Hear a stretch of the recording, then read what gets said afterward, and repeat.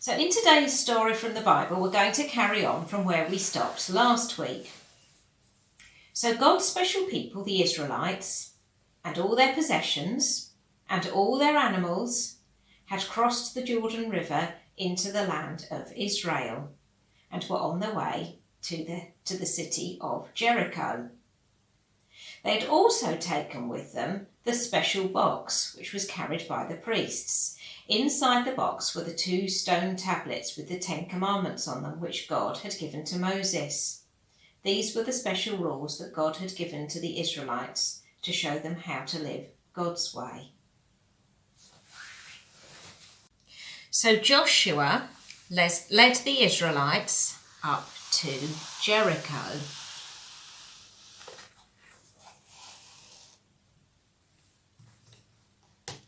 With their animals. But when they got there, they found that the gate was securely locked and they couldn't get in. Now, you will probably remember that the people living in the city of Jericho were baddies, all except Rahab. Here's Rahab and her family. Rahab was on God's side, and she had hidden the spies on her roof up here under the straw. And in return, the spies had told Rahab to bring her whole family into her house, which she did, and to tie a scarlet cord in her window, and then she would be safe.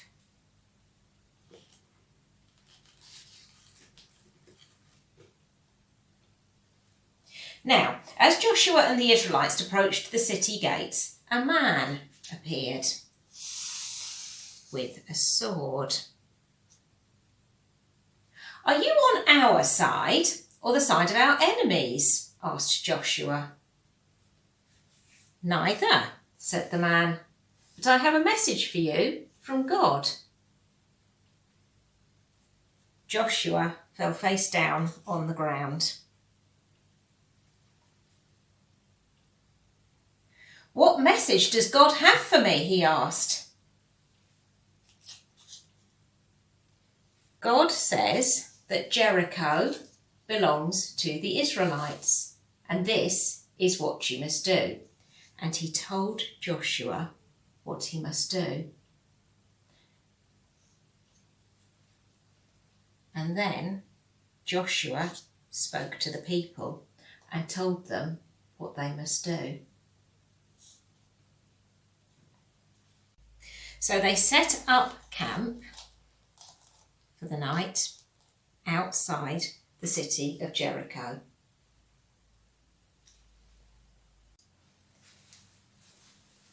Then on the first day, the priests, with trumpets made from ram's horns, took the Ark of the Covenant, the box with the stone tablets with the 10 commandments that Moses had been given by God, and they marched around the walls of Jericho, and in front of them were armed soldiers,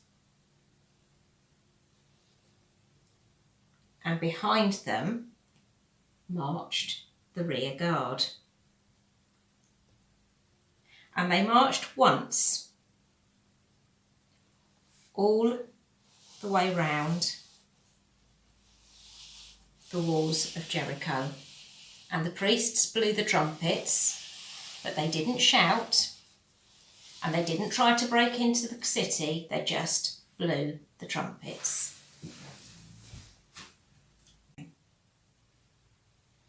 After they had walked all the way round the walls of Jericho, they went back to the camp for the night. Why did they do that? Because God said so. On the second day, they did exactly the same thing. They marched around the walls of Jericho once, blowing the ram's horn trumpets with the guard at the front and the guard behind. Why did they do that? Because God said so.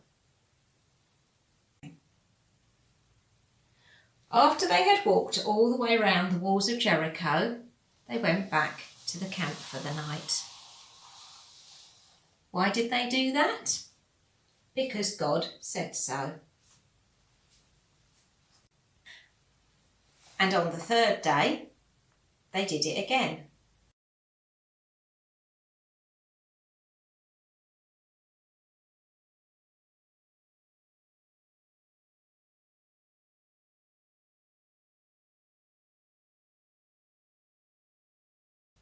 And on the fourth day.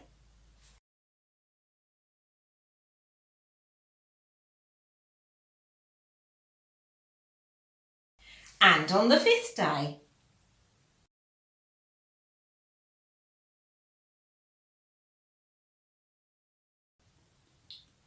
And on the sixth day.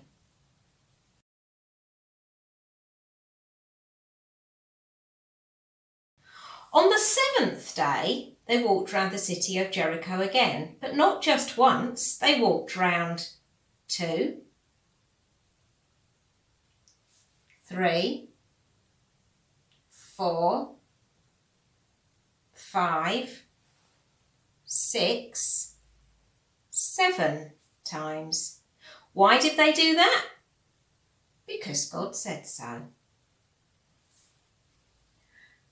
After they had walked round it 7 times, Joshua commanded the army, "Shout!"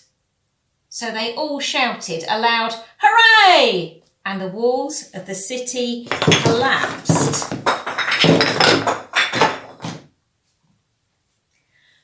All except the part where Rahab lived.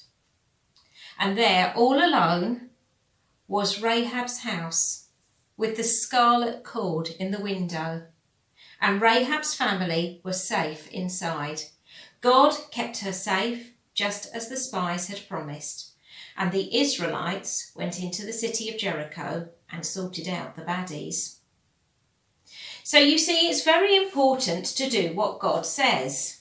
God does keep his promises. The Israelites did go into the promised land, and God saved Rahab and her family, because Rahab trusted God and God's people. And even when the walls of Jericho fell down, Rahab and her family were saved. And now we're going to do our craft to help us remember the story and to teach it to other people.